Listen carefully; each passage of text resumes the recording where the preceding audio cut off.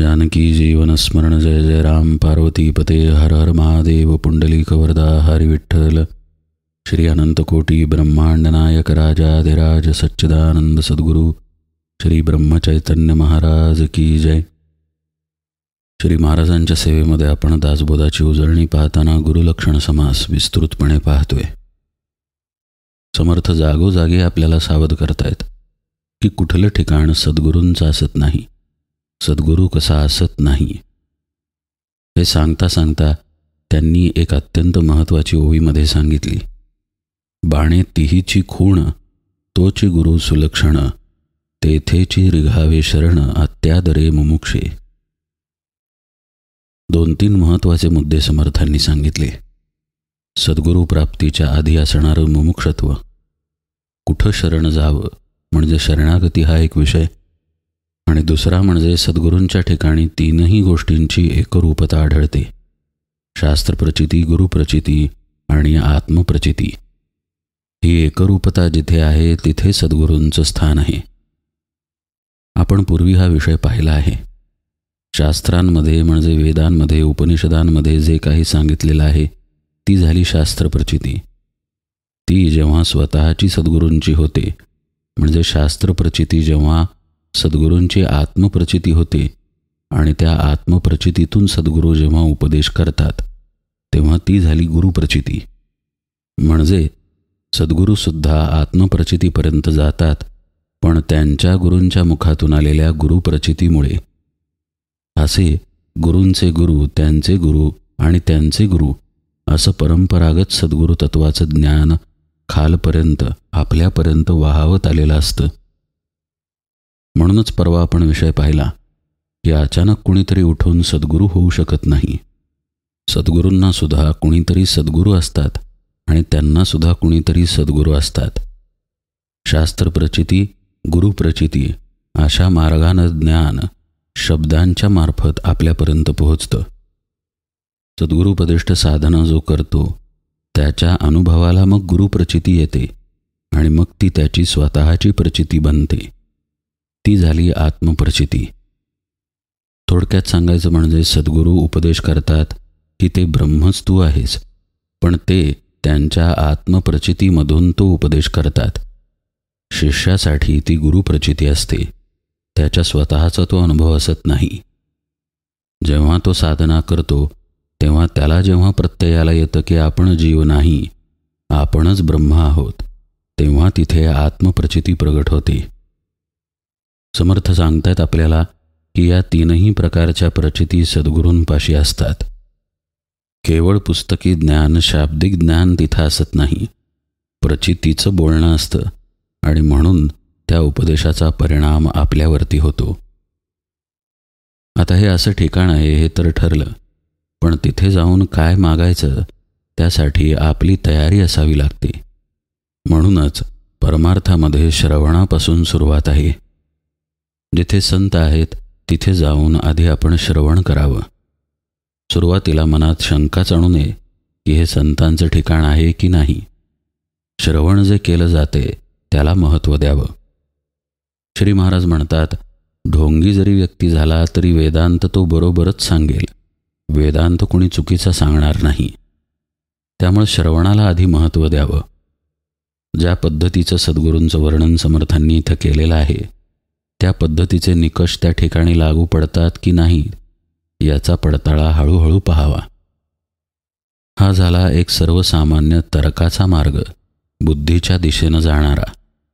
हा पण बरोबरच आहे, पण काही ठिकाणी आपलं असं होतं की गेल्या गेल्याच समाधान आपल्याला प्राप्त होतं, पण हे समाधान आपल्या मनासारखं झालं म्हणून नसावं किंवा आपल्या मनातलं ओळखलं गेलं म्हणून नसावं। हे समाधान कोणत्याही कारणाशिवाय आलेलं असावं। मागे आणि पुढे कोणतंही कारण नाही, आपला स्वार्थही पूर्ण झाला नाही, तरीसुद्धा आतून आनंदाची, शांतीची, समाधानाची अनुभूती आली। प्रसंगी आनंदाश्रू व्हायला लागले, ज्याचं कारणही आपल्याला माहीत नाही, तर निश्चित समजावं की तिथे संत आहे। अशा ठिकाणी आधी आपण नियमित श्रवणाला सुरुवात करावी। तिथे जर खरोखर सद्गुरू तत्व कार्य करत असेल तर श्रवणाची व्यवस्था असतेच असते. तुम्ही जर गोंदवलेकर महाराज देहात असताना गोंदवल्यात गेलात तर श्री महाराज नुसते बसून आहेत, कुणालाही काहीही उपदेश करत नाहीत असं दिसून येणार नाही. त्यांच्या वागण्या बोलण्यातून निरूपण घडत असते आणि तेही ब्रह्माविषयी, आत्मज्ञानाविषयी, भगवंताच्या नामाविषयी, ध्यानाविषयी. ते निरूपण जर आपण मन लावून श्रवण केलं तर आपल्या अंतरातील संदेह आपोआप सुटायला लागतात. मूळ मुख्य संदेह आहे देहबुद्धीचा, पण तिथपर्यंत आपण आत्ता जायला नको. छोटे छोटे संदेह आपल्या मनामध्ये असतात. उदाहरणार्थ, भगवंताचं नाम कसं घ्यायचं, मी कुठल्या वेळी साधनेला बसू, माझ्या हातून नियमित साधना होईल की नाही, भगवंताचं नाम तर मी घेत आहे पण ते भगवंतापर्यंत पोहोचतं की नाही कुणास ठाऊक, भगवंत नक्की कोण आहे, माझं नक्की स्वरूप काय आहे, असे अनेक प्रश्न मनात असू शकतात. निरूपण श्रवणामधून या प्रश्नांचं उत्तर मिळायला लागतं आणि आपण काही साधना करत असू तर त्या साधनेला बळ प्राप्त होतं. मग श्रोता जो आहे तो आणखी जोमानं साधना करायला लागतो. साधना करता करता एक प्रकारे अंधारात गेल्यासारखं मग होतं. म्हणजे कुठेच मार्ग दिसत नाही, अलीकडे नाही, पलीकडे नाही, आजूबाजूलाही कोणता मार्ग नाही, पण माझी वाटचाल मात्र सुरू आहे. मग हा मार्ग कुठे जाणार, मला भगवंत प्राप्त होणार की नाही, अशा प्रकारची तळमळ आतून निर्माण व्हायला लागते. आणि मग साधक किंवा तो श्रोता हळूहळू मुमुक्षत्वाकडे जायला लागतो. पंचपक्वान्नांचं ताट भरून ठेवलेलं आहे, पण आपल्याला जर भूक लागली नसेल तर त्या अन्नाची किंमत आपल्या लेखी शून्य आहे. असं संतांच्याकडे जाऊन होऊ नये किंवा असू नये. अनुग्रह घेताना अत्यंत तळमळीने तो घेतला जावा. गुरु करायचं नव्हतं मनी, भर घातिली शेजारणीनी, असं जे तुकाराम महाराज वर्णन करतात, तशा पद्धतीनं गुरूंकडे जाऊ नये. कोरड्या भावना शून्य अंतःकरणानं अनुग्रह घेऊ नये. मुळात अनुग्रह घेण्याची घाईच करू नये. सद्गुरू आपल्याला काय सांगतायत हे आपल्या अंतरामध्ये नीट साठवून ठेवण्याचा अभ्यास करावा. त्याचा एक प्रकारे अभ्यासच करावा लागतो, कारण संत सद्गुरू जे सांगत असतात ते व्यवहाराच्या, प्रपंचाच्या विरुद्ध दिशेचं सांगणं असतं. विरुद्ध दिशेचं याचा अर्थ असा की प्रपंच टाका म्हणून ते सांगत नाहीत, पण प्रपंच म्हणजे इंद्रियांच्या मार्फत केला जाणारा व्यवहार असतो. त्याच्या उलट दिशेचं म्हणजे इंद्रियांच्या मागे कोणाची सत्ता आहे त्या ब्रह्माबद्दलचं विवरण संत करत असतात. तर ते नीट आपल्या आत साठवून घ्यावं, समजून घ्यावं. त्यावरती चिंतन मनन केल्यानंतर आपला देह, आपल्या मनात येणारे विचार हे किती वरवरचे आहेत हे साधकाला आपोआपच कळायला लागतं. देह आणि मनातील विचार हे वरवरचे आहेत असं जरी प्रसंगी लक्षात आलं तरी त्याच्या अधिष्ठानावरती जो आत्मा आहे तो कळालेला नसतो. त्यामुळं मग तळमळ वाढायला लागते. म्हणजे भूक हळूहळू लागायला लागली की अन्नाची आठवण आपोआपच यावी, तसं सद्गुरूंची आठवण यायला लागते, त्यांच्या उपदेशाची आठवण यायला लागते आणि मग मुमुक्षत्वाचा जोर वाढायला लागतो. बद्धदशा, मुमुक्षुदशा आणि मग साधक दशा आहे. म्हणजेच साधक दशेच्या अलीकडेच सद्गुरू प्राप्ती आहे. पण मुमुक्षत्व जर नसेल तर झालेल्या सद्गुरू प्राप्तीची काहीही किंमत राहत नाही. मग साधक अनुग्रह घेतो पण साधना नियमित करत नाही. उपदेश ऐकतो पण त्या उपदेशाचं परिपालन करत नाही. असं का घडतं? कारण भूक लागलेली नसताना तो जेवायला बसला. तर अशी घाई करू नये. शास्त्रांमध्ये, सद्ग्रंथांमध्ये म्हणजे ज्ञानेश्वरी, दासबोध, एकनाथी भागवत, संतांचे गाथे याच्यामध्ये काय सांगितलं आहे ते रोज अभ्यासण्याचा प्रयत्न करावा. आपली नोकरी, कामधंदा किंवा घरच्यांप्रती असलेली कर्तव्ये पार पाडल्यानंतर अर्धा एक तासाचा वेळ राखून ठेवावा की ज्या वेळेत आपण या सद्ग्रंथांचं वाचन करू, चिंतन मनन करू. हा अर्धा तास, एक तास नंतर श्रवणामध्ये उपयोगी पडेल. आपण कोऱ्या पाटीनं ऐकायला जावं, पण ती कोरी पाटी आपल्या मनाची आणि बुद्धीची असावी. चिंतनाच्या दृष्टीनं आपण सद्गुरू जो उपदेश करत आहेत त्या पातळीवरती असण्याचा प्रयत्न करावा. उदाहरण सांगायचं झाल्यास, आता समजा गुरुलक्षणं सुरू आहेत, तर रोज आपली ऐकण्याची वेळ झालेली आहे, इतक्याच भावनेनं ऐकायला बसू नये. आज काय सांगितलं जाईल याचा अंदाज करावा. कालपर्यंत काय सांगितलं त्याचं चिंतन मनन करावं आणि मग आजच्या श्रवणाला येऊन बसावं. अशा पद्धतीनं श्रवण केलं की त्या शब्दांमधून समर्थांना काय सांगायचं आहे ते नेमकेपणानं आपल्यापर्यंत पोहोचतं. प्रयोग करून पहावा. वरवर ऐकलेली गोष्ट आणि जी गोष्ट आपण ऐकत आहोत त्याबद्दलचं चिंतन करून अत्यंत एकाग्रतेनं आपण तेच ऐकलं तर दोन्हींचा परिणाम वेगवेगळा असतो. जे ऐकलेलं आहे ते जीवनात उतरवण्याचा निश्चय करावा. इथे निश्चय शब्द अत्यंत महत्त्वाचा आहे. कडकडून भूक लागल्यानंतर आपण अन्नसेवनाचा निश्चय करतो, म्हणजे आता केलंच पाहिजे, याशिवाय पर्याय नाही, अशा निकरापर्यंत आपण येतो. तसा निश्चय आपलं जे श्रवण होत आहे ते जीवनामध्ये उतरवण्याच्या बाबतीत असावा. सांगतायत ना समर्थ आपल्याला, नामाचा अभ्यास करा, मन शांत करण्याचा अभ्यास करा. तर आता तो मी करणार आहे, त्यासाठी वेळ देणार आहे, असा निश्चय असावा. अशा मार्गानं जर आपण गेलो तर हळूहळू आपण आपल्या आतमध्ये शांत व्हायला लागतो. पण ही शांतता अपूर्ण असते, कारण प्रत्यक्ष आत्मस्वरूपाचा अनुभव आपल्याला असत नाही. आणि म्हणून त्या ठिकाणी तळमळ उत्पन्न होते की माझ्यावरती भगवंत कधी कृपा करणार, माझ्यावरती सद्गुरू कधी कृपा करणार, मला कधी अनुग्रह मिळणार.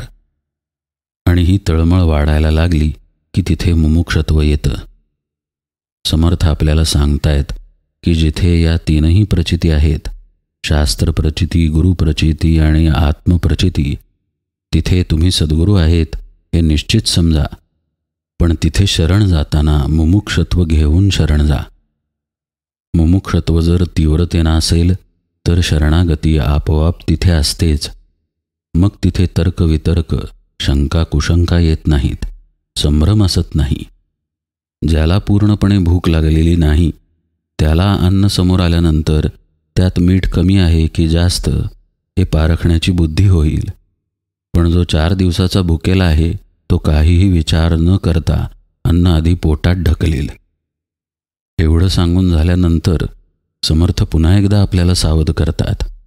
अद्वैत निरूपणे अगाध वक्ता, परिविषयी लोलंगता, ऐसिया गुरुचेनी सार्थकता होणार नाही. अतिशय स्पष्ट अशा या ओव्या आहेत. समर्थ म्हणतायत, जैसा निरूपण समयो तैसेची मनही करी वायो, कृतबुद्धीचा जयो झालाच नाही. निरूपण अत्यंत उत्तम करतो, अद्वैत निरूपणामध्ये पारंगतच आहे, उत्कृष्ट वक्तृत्व आहे, पण विषयाच्या ठिकाणची आसक्ती तशीच आहे. तर अशा व्यक्तीला गुरु करून आपल्याला काहीही प्राप्त होणार नाही. निरूपणाची जी वेळ आहे त्यावेळी उत्तम ब्रह्मज्ञान तो सांगतो, पण स्वतःचं मन मात्र चंचल असतं. अशा ठिकाणी जर आपण शरण गेलो तर आपली फसवणूक होणारच ना, आपल्याला काहीच प्राप्त होणार नाही. कालच्या निरूपणात आपण विस्तृतपणे हाच विषय पाहिला आहे. समर्थ या विषयाची पुनरावृत्ती अशासाठी करतात कारण त्यांना हे ठसवायचं आहे की सद्गुरूंच्या ठिकाणी ब्रह्मज्ञानाच्या निरूपणाव्यतिरिक्त अन्य काहीही असत नाही. समर्थ म्हणतायत, निरूपणी सामर्थ्य सिद्धी, श्रवण होता दुराशा बाधी, नाना चमत्कारे बुद्धी दंडळू लागे. ज्याला अनुभव नाही, जो स्वतः मनावरती आहे किंवा स्वतः द्वैतामध्ये आहे, त्याच्या अंतरात चमत्काराबद्दल उत्सुकता असते. त्यामुळे त्याच्या विवरणामध्ये, निरूपणामध्ये चमत्कारांचा, सिद्धींचा उल्लेख येतो. किंवा भगवंत कसा असाध्य आहे, तुम्हाला तो प्राप्तच होऊ शकणार नाही, अशा पद्धतीचा विषय येतो. यानं आधी श्रोता भारावून जातो, पण नकळतपणे तो नकारात्मकही होतो. सिद्धी, चमत्कार याच्या वर्णनामुळं बुद्धी डळमळू लागते असं समर्थ म्हणतायत. बुद्धी ब्रह्मज्ञानाविषयी स्थिर राहिली पाहिजे. देह आणि देहाच्या अंगानं जे जे अनुभवाला येतं ते मिथ्या आहे हे बुद्धीवरती ठसलं गेलं पाहिजे. पण सिद्धी, चमत्कार यांच्या वर्णनांमधून बुद्धी भ्रमिष्ठासारखी होते. मग खरं काय आणि खोटं काय हे कळेन असं होतं. समर्थ पुढे म्हणतात, पूर्वी ज्ञाते विरक्त भक्त तयासी सादृश भगवंत आणि सामर्थ्यही अद्भुत सिद्धीचे नियोगे. त्यांना असं वाटायला लागतं की पूर्वी जे ज्ञानी लोक होऊन गेले, विरक्त होऊन गेले, त्यांना भगवंतानं दर्शन दिलं आणि आपल्याला मात्र होत नाही आहे. म्हणजे आपल्यापाशी सामर्थ्य नाही किंवा त्यांच्या ठिकाणी सिद्धीच्या योगानं अद्भुत सामर्थ्य होतं ते आपल्यापाशी नाही. म्हणजे मूळ ब्रह्मज्ञानाचा, आत्मज्ञानाचा विषय बाजूला राहिला आणि सिद्धी, चमत्कार, अंगारे धुपारे यामध्येच मनुष्य अडकून गेला. या ठिकाणी तुम्ही सावध असलं पाहिजे असं समर्थ म्हणतायत. लक्षण त्यांनी आधीच सांगितलं आहे की तीनही गोष्टींचं एकत्व तिथं असतं. बाणे तिहीची खूण तोची गुरु सुलक्षण. ते सोडून इतर गोष्टी जर असतील तर ते सद्गुरूंचं स्थान नाही. ऐसे तयांचे सामर्थ्य अमुचे ज्ञानची नुसदे व्यर्थ, ऐसा सामर्थ्याचा स्वार्थ अंतरी वसे. अद्भुत केलेल्या वर्णनामुळं श्रोत्यामध्ये जो संदेह उत्पन्न होतो त्यातून नकारात्मकता जन्म घेते. त्याला असं वाटायला लागतं की आपल्यात काही सामर्थ्यच नाही, आपण किती पामर, आपल्याला भगवंत प्राप्त होऊच शकत नाही. तो मोठ्या लोकांना, अवतारी लोकांनाच प्राप्त होतो.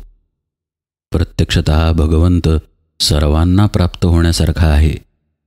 श्री महाराजांचं वचन आठवा, जो देवांश मारुतीमध्ये होता तोच तुमच्यामध्ये आहे. तो त्यानं फुलवला, तुम्ही तो झाकून विझवून टाकला.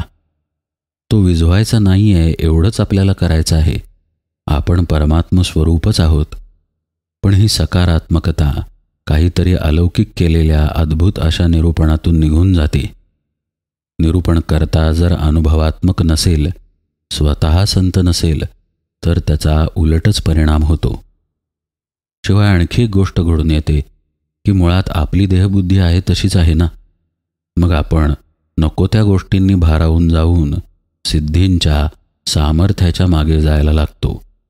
मूळ परमार्थ बाजूला राहतो आणि कशा पद्धतीनं कुठल्या स्तोत्राचं किंवा मंत्राचं आवर्तन केलं तर कशी शक्ती प्राप्त होते याकडेच साधक धावायला लागतो. निशेष दुराशा तुटे तरीच भगवंत भेटे, दुराशा धरिती ते वखटे, शब्द ज्ञाते कामिक. अतिशय परखडपणे समर्थांनी हे विधान केलं. जिथे दुराशा नाही तिथेच भगवंताची भेट होऊ शकते. म्हणजे आपल्या देहाला, मनाला, चित्ताला, बुद्धीला विसरता आलं पाहिजे. या सगळ्याला मागं टाकून सच्चिदानंद स्वरूप आपल्या स्वरूपाशी एकरूप होता आलं पाहिजे. तरच तिथे भगवंताची भेट आहे. इथे दुराशाचा आणखी एक अर्थ असा की मूळ ब्रह्मज्ञान सोडून इतर गोष्टींकडं मन धावायला लागणं. ते का धावतं? कारण निरूपण करताच ब्रह्मज्ञानी असत नाही, आत्मज्ञानी असत नाही. मग जे भलतं सलतं निरूपणामध्ये सांगितलं जातं त्या दिशेनंच मन धावायला लागतं. समर्थ म्हणतायत, या सगळ्या पद्धतीची दुराशा टाकल्याशिवाय भगवत प्राप्ती होणार नाही. पण ज्याच्याकडे असं आत्मज्ञान असत नाही तो केवळ शब्दज्ञानानं लोकांना भुलवतो. असा व्यक्ती योग्य नाही असं समर्थ म्हणतायत. बहुत ज्ञाती नागवली कामनेने वेडी केली, कामना इच्छिताच मेली बापुडी मूर्ख, निशेष कामना रहित ऐसा तो विरोळा संत, अवघ्या वेगळे मत अक्षयी ज्याचे. किती खरं खरं वर्णन समर्थांनी केलंय पहा. अनेक लोक असे होऊन गेले जे स्वतःला ज्ञानी म्हणवणारे होते. लोकही त्यांना ज्ञानी म्हणत असत. आजही असे लोक आहेत. पण जे कामनेत अडकलेले असल्यामुळं त्यांचं स्वतःचं काही होऊ शकत नाही, त्यांना आत्मज्ञान असत नाही आणि त्यामुळं त्यांचं ऐकून ऐकणाऱ्यालाही आत्मज्ञान होऊ शकत नाही. या सगळ्यांनाच समर्थ बिचारे म्हणतायत, धडपड करणारे म्हणतायत. अशी माणसं कामनेमध्येच मरून जातात असं सांगून समर्थ म्हणतायत की जो कामनेला पार करून आत्मज्ञान संपन्न झालेला असतो असा संत विरळ असतो. समर्थ ज्याला विरळ म्हणतायत तो गल्लोगल्ली आपल्याला दिसेल का? पण आजची समाजाची स्थिती पाहिली तर जवळजवळ प्रत्येक गल्लीत महाराज आहेत कोणीतरी, अशी परिस्थिती आहे. अर्थातच इथं सावध असायला पाहिजे हे समर्थ सांगतायत. असा जो संत आहे, जो स्वतः आत्मज्ञानी आहे, शांत झालेला आहे, स्वरूपाला प्राप्त झालेला आहे, त्याचं सांगणं जगावेगळं असतं असं ते म्हणतात. अवघ्या वेगळे मत अक्षयी ज्याचे. जो प्रपंचात मायेमध्ये अडकलेला आहे तो त्या सदृशच विवरण करतो. विवरण जरी वेदांताचं केलं, अगदी तत्त्वज्ञानाला धरून केलं, तरी अंतरामध्ये लालसा असल्यामुळं, कामना असल्यामुळं स्वार्थजन्य विवरण ते होत असतं. समोरच्याला बरं वाटेल म्हणून सांगितलं जातं. खरं खरं सांगणं आणि खरं खरं अनुभूतीतून सांगणं यामध्ये पुष्कळ फरक आहे. तोच फरक संतांच्या ठिकाणी दिसून येतो. तुम्ही देहबुद्धीला टाका, भगवंताला आपलं म्हणा. नरजन्मामध्ये आला आहात तर जन्माचं सार्थक करून घ्या. ही वाक्य भोंदू माणसालाही बोलता येतात आणि खरा संतही हीच वाक्य बोलतो. पण ही वाक्ये संत जगलेला असतो म्हणून त्याला बोलण्याचा अधिकार असतो. त्या अधिकारामधून ते बोलणं घडत असल्यामुळं त्या बोलण्याचा तसा आपल्या जीवभावावरती परिणाम होतो. साधना प्रत्यक्ष केलेली असते आणि साधनेने गुरुकृपेने पूर्ण झालेले असे सद्गुरू असतात. त्यामुळं नुसतं श्रवण तिथे घडत नाही, तर प्रत्यक्ष मार्गदर्शनही घडतं. पूर्ण शंका निरसन, संदेह निरसन होतं. समर्थ तर म्हणतात सद्गुरू संदेह जाळूनच टाकतात. असं हे खऱ्या सद्गुरूंचं स्थान आणि खोट्या सद्गुरूंचं स्थान, या दोघांमधला फरक समर्थ अत्यंत पोटतिडकीनं सांगतात. त्यांचे काही हेतू आहेत. पहिला हेतू हा की आपण तळमळीचा अभ्यास करावा. भगवंताची नड आपल्या जीवनामध्ये उत्पन्न व्हावी. त्यासाठी श्रवण, मनन, वाचन, मनन या गोष्टी करत करत, नियमितता सांभाळत आपण भगवंताचं नाम घ्यावं, संतांची सद्गुरूंची सेवा करावी आणि खरीखुरी तळमळात उत्पन्न झाल्यानंतर मग अनुग्रह घ्यावा. आणि तो घेत असताना कुठलं स्थान सद्गुरूंचं नाही, कुठलं स्थान खऱ्या सद्गुरूंचं आहे याचा नीट पडताळा करावा. पुढेही समर्थांनी अनेक पद्धतींनी गुरुलक्षणं सांगितली आहेत.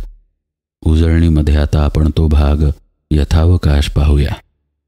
आज निरूपण सेवेला इथेच विराम देतो. जानकी जीवन स्मरण. जय जय राम.